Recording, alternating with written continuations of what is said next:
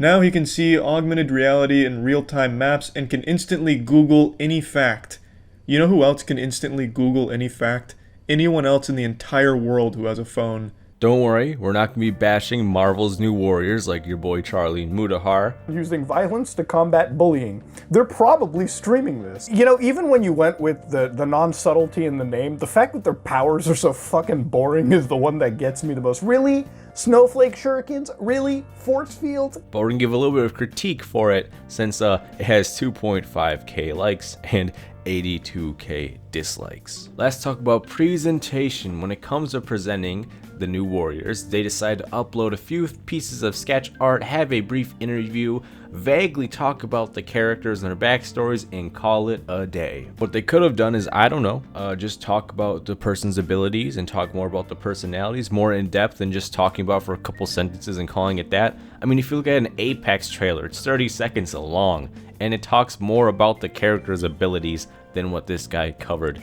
in a couple sentences. And besides just showing the character's art, show them doing a good deed or something with that outfit on when they're saving someone, or you could show someone wearing a casual outfit like, I don't know, Screen Time, wearing a parka and like a suit, shirt, and pants, and then he's giving someone a splint because he has the power of the internet just stored in his brain. Just show some kind of art piece because it gives that character some personality. On to character design. What could they have done? Well, they can't use the excuse of a skin-tight outfit for the two infamous named characters along with screen time, because you have a character like B Negative wearing a leather jacket, and most importantly you have Trailblazer wearing that stereotypical, oh I don't know, UGG-like boot design, leggings, and a hoodie. I wouldn't be surprised in the comic if someone were to grab her hoodie, yoink her on the ground, and then she's concussed for the rest of the fight. Screen Time has that tech-like appearance with the neon green. He looks like he has a Wi-Fi symbol on his chest. He's got that Cyclops stuff to his glasses. Give him an earpiece, a utility belt, some accessories so he stands out with them. B Negative looks more like an emo with that neon red and black design out there. Abakio is way more of a goth than B Negative.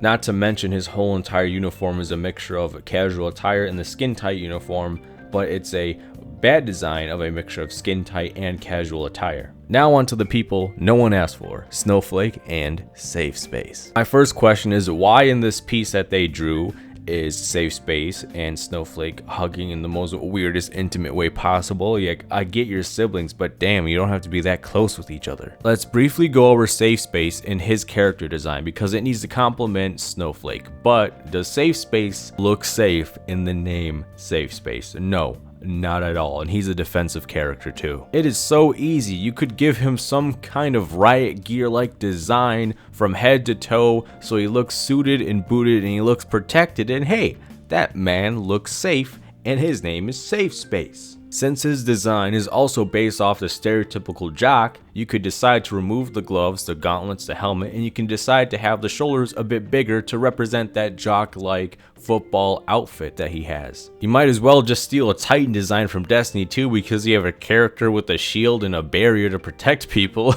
On to Snowflake now. Now obviously, her character design has to complement Safe Space. Safe Space is booted up from head to toe with some protective gear, plastic, metallic, whatever you want to name it, and have it designed. But when it comes to Snowflake's design, it's pretty simple. They can have some protective gear just like Safe Space to complement each other, but with less gear so they can show more clothing or skin, so that way they can have the gauntlets removed, shoulder pads removed, helmet gone, some of the leg stuff removed too as well. Let's be honest here, the main focus with Snowflake is their name. As you all know, the character is non-binary, and the person that created this character said, oh, now they wear the name Snowflake like a badge of honor.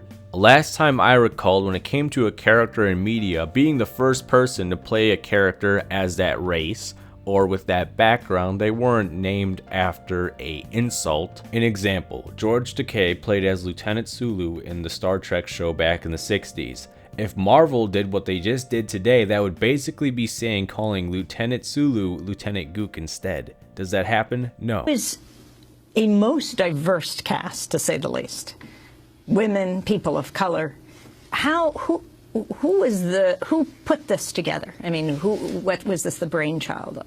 This starship is a metaphor for Starship Earth, and the strength of the starship is in its diversity, coming together. People from different parts of this planet, people from different cultures, races, languages, faiths, and ideas, working together in concert and working out, the differences and finding the common ground. And that's what's going to move this ship forward. Marvel named their first non-binary character Snowflake. What? Honestly, if we were supposed to change this character's name, we would have to change their whole entire design as well. They can still have the outfit designs, which we suggested, but it's their place of origin where they come from, which we'll probably have to change because we want to try and change up the name Snowflake and maybe their abilities as well. An example, you could have the characters come from a place of Norse mythology since you have Thor and Loki already in the Marvel universe, so you could reboot the character Skadi. There are many multiverses out there and such with the Marvel universe, so this is one way of rebooting that character,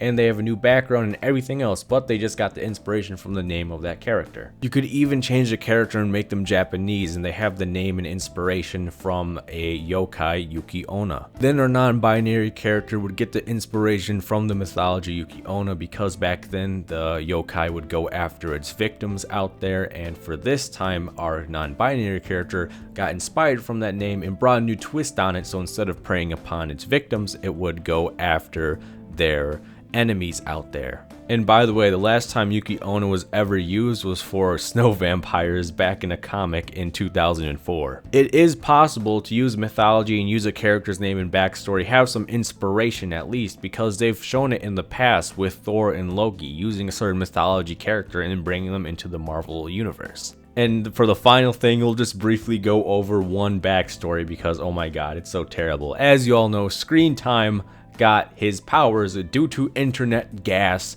experimented by his grandfather. Yes, internet gas. And this comic is trying not to sound outdated. Since we're doing the failed experiment cliche, we can at least make it a lot better than just experimental internet gas. You could have easily said that Screen Time was going into something regarding technology and internet. He had a scholarship stuff, and his grandfather gave him the opportunity to check out this one place where they work. And he also got a little bit of a co-op going on with them, and then one day they get to try something new, an experimental design where you hook up your brain to some kind of machine with the internet, and oh, well, look at that, it failed, and now he's got this power of being a walking phone. Hopefully they can make some changes. Hopefully. And with all that being said, keep making content if you're out there, keep improving your health. Your character designs to fix these will always be better than what Marvel just did. And with that being said, I'll see you around. Safe Space and Snowflake will be introduced as part of Season 2, Year 5 in Operation Soy Boy.